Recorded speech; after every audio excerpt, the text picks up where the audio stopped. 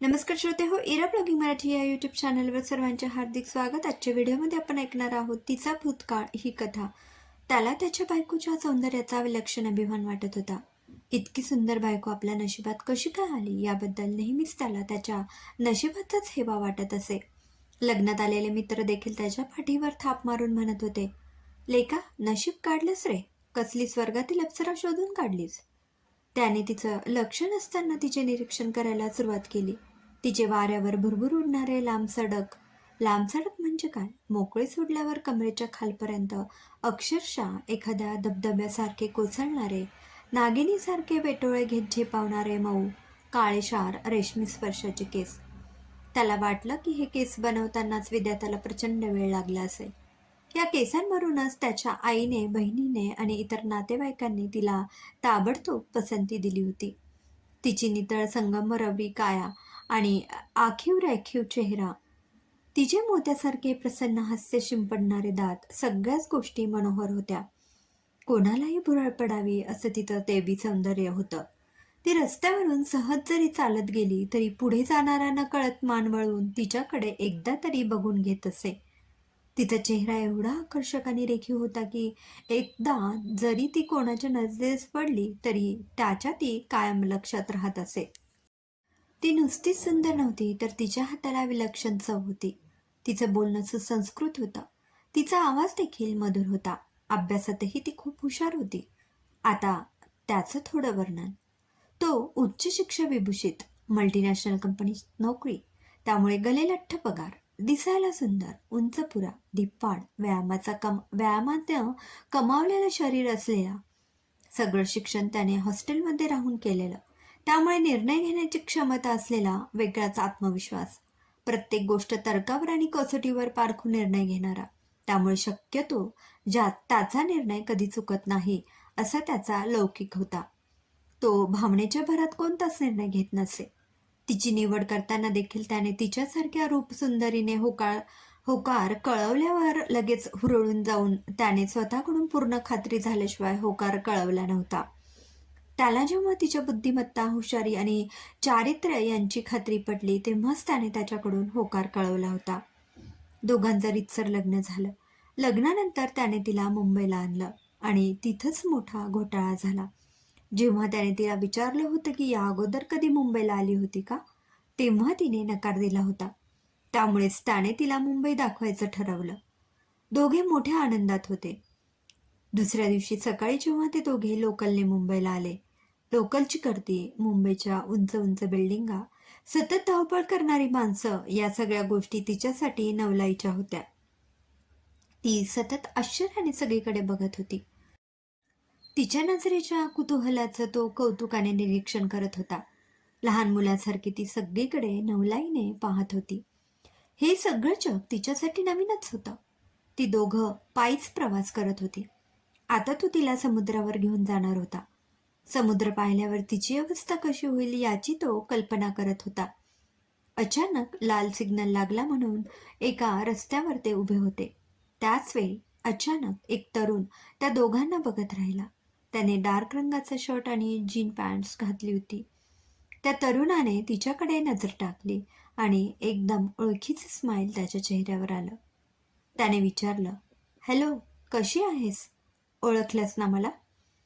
तिच्याही चेहऱ्यावर ओळखीचे भाव आले. ती काही उत्तर द्यायच्या आत सिग्नल सुरू झाला आणि तो माणूस गर्दीत नाहीसा झाला. क्षणभर तिच्या नवऱ्याला काय झालं हेच कळलं नाही.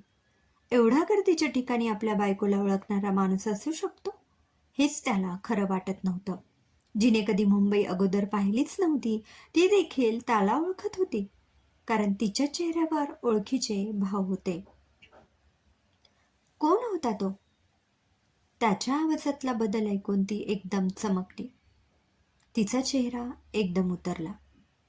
सगळ्या गोष्टीतलाच रस निघून गेला होता. दोघेही आता गप्प होती.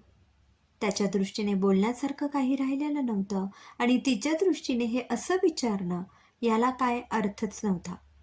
त्याने असं विचारणं म्हणजे त्याच्यावर विश्वास नव्हता हे दर्शवल्यासारखं होतं. तिने कुठेतरी वाचलं होतं की संसाराचा पाया हा विश्वासावरच असतो. जर नवऱ्याचा एवढ्या छोट्या गोष्टीतून आपल्यावर विश्वास नसेल तर पुढील जीवनाला काहीच अर्थ नव्हता. त्याच्या प्रश्नाला त्याने काहीच उत्तर दिलं नाही. ती नुसती उदासपणे हसली. आता दोघांनाही कुठे जावं असं वाटेना. लवकर फिरणं आटपावं आणि असंच घरी परतावं असं तिला वाटलं. ऐक ना, माझं खूप डोकं दुखतंय. आपण घरी जायचं का?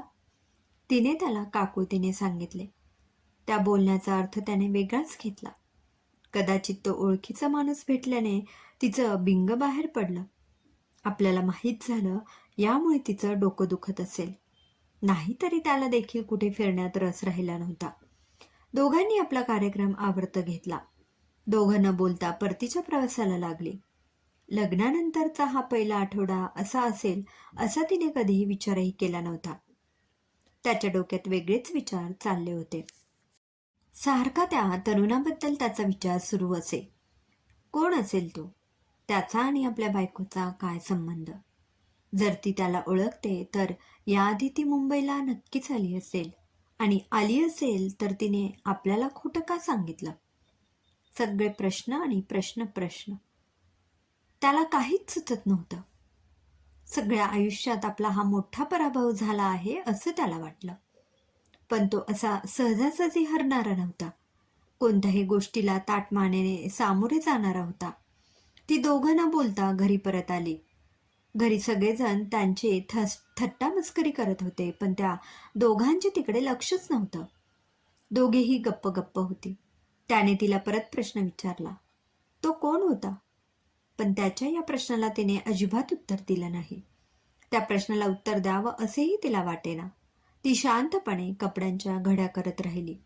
शेवटी तो चिडला. त्याने तिला तिचं सामान बांधायला सांगितलं. तिची बॅग भरून तयार झाल्यावर तो तिला घेऊन तडक सासरी आला. तिचं काही ऐकू न घेता त्याने तिला माहेरी जाण्याचं सांगितलं. ती देखील काही बोलली नाही. शांतपणे ती आपल्या घरात गेली आणि काहीच झालं नाही असं समजून वागायला लागली. तिच्या घरच्या लोकांनी त्याला काय झाले म्हणून विचारलं, पण तो काहीच बोलला नाही. त्यांच्या आयुष्यातलं एक अत्यंत दुःखाचं पर्व सुरू झालं. हॅलो, कशी आहेस? ओळखलंस ना मला? किती साधं वाक्य आहे ना, पण याच वाक्याने त्या दोघांच्या आयुष्यात तक्षकाच्या अळीचे रूप घेतलं होतं. त्याने तिला माहेरी सोडलं खरं, पण त्याच्या मनातून ती घटना काही केल्या जात नव्हती. रात्रंदिवस त्याला तो प्रसंग जसाच्या तसा डोळ्यासमोर उभा राहत असे.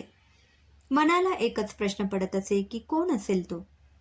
मग त्याने तिचा फेसबुक अकाउंट चेक केलं. फेसबुकवरती एवढी ॲक्टिव्ह नव्हती. खूप जुने जुने फोटो पाहत असताना अचानक 8 वर्षापूर्वी त्याला तो एका नाटकाच्या ग्रुप फोटोमध्ये दिसला. त्याचा फोटो त्याने सेव्ह केला.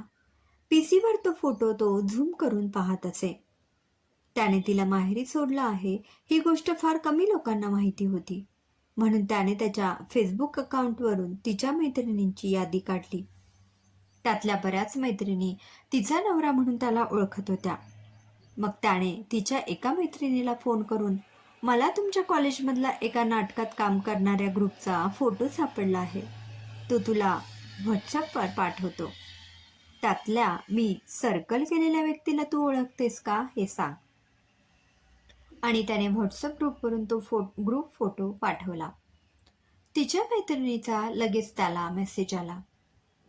अहो जिजू, याला कोण ओळखत नाही? आमच्या बॅचचा तो हिरो. त्यातून तो आमच्या कॉलेजचा CR. तो नाटकात काम करायचा. एकदा त्याने आणि तुमच्या बायकोने मिळून कॉलेजच्या एका नाटकात काम केलं होतं. आता तो मुंबईला असतो. आणि हो, त्याने किती वेळा तुमच्या बायकोला प्रपोज केलं होतं विचारूच नका. पण ती तुमची बायको होणार होती ना, म्हणून तिने शेवटपर्यंत ठाम नकार दिला. आता तो कुठेतरी मुंबईला असतो असं ऐकलं आहे. पण तुम्हाला काय करायचं त्याच्याबद्दल? पण तुमची बायको ग्रेट आहे बरं का. तिच्यावर कॉलेजमधली इतकी मुलं मरायची, पण तिने कधीच कोणाला भीक घातली नाही. मानावं लागेल तिला. पण ते जाऊ द्या, तुमचा हनीमून कसा झाला? मेसेज वाचता वाचताच त्याच्या डोळ्यात पाणी आलं. कसला हनीमून आणि कसलं काय? सगळं त्याच्या संशयी वृत्तीमुळे नष्ट झालं होतं. काय करावं त्याला समजेना. आत्ताच्या आत्ता सासरी जावं आणि तिची मनापासून माफी मागावी असं त्याला वाटलं. घरच्या लोकांना त्याने काहीच सांगितलेलं नव्हतं. दुसऱ्या दिवशी तो कामावर न जाता तडक सासरी आला. त्याला वाटलं की ती दुःखाने कोलमडून गेली असेल, पण तसं काहीच नव्हतं. घरातले सगळेजण नॉर्मल होते. तो आल्याची विशेष दखल तिने घेतली नाही. तिने त्याला प्यायला पाणी आणलं. मी तुला न्यायला आलोय, त्याने कसंबसं सांगितलं. कुठे नेणार मला? आणि तिथेही कोणी ओळखीचं भेटलं तर काय कराल? त्यापेक्षा आपण इथंच थांबूया, कारण संशय हा शेवटी विनाशाकडेच घेऊन जातो. मला तुमच्यासारख्या संशयी व्यक्तीबरोबर संसार करायची अजिबात इच्छा नाही. तिचा आवाज इतका कठोर होऊ शकतो हे त्याला माहीतच नव्हतं. अत्यंत निराश होऊन तो पायऱ्या उतरून खाली आला. निराश होऊन त्याने सगळा दिवस इकडे तिकडे व्यर्थ भटकण्यात घालवला. संध्याकाळी बऱ्याच उशिरा तो घरी पोहोचला. कोणाशी काही न बोलता त्याने जेवण केलं आणि आपल्या खोलीत आला. दिवा बंद करून पलंगावर पडल्यावर त्याला जाणवलं की त्याच्या व्यतिरिक्त पलंगावर अजून कोणीतरी आहे आणि त्याला लगेच लक्षात आलं की ती व्यक्ती तीच होती. माणसाला जेव्हा आपण स्वीकारतो तेव्हा त्याच्या भूतकाळासकट स्वीकारतो, कारण भूतकाळ आपल्याला काही झालं तरी बदलवता येत नाही. पण जर वर्तमान काळ सुंदर बनवता येत असेल किंवा भविष्यकाळ उज्ज्वल बनवता येत असेल तरच भूतकाळाचा मागोवा घेण्यात अर्थ आहे, अन्यथा त्याची गरजच नाही. ती सांगत होती आणि तो मन लावून शहाण्या मुलासारखा ऐकत होता. पण तू परत आलीच कशी? त्याने विचारलं. वेड्या, तू मला सोडलं, पण आपल्या घरातले लोक, इतर नातेवाईक होते ना, आणि मुख्य म्हणजे ते तुझ्या इतके शिकलेले नाहीत, म्हणून हे पुन्हा जमून आलं, तिने हसून उत्तर दिलं. समाप्त. लेखक दत्ता जोशी. श्रोतेहो, कशी वाटली ही कथा कमेंटमध्ये अवश्य कळवा. पुन्हा भेटूया एका नवीन कथेसह. धन्यवाद.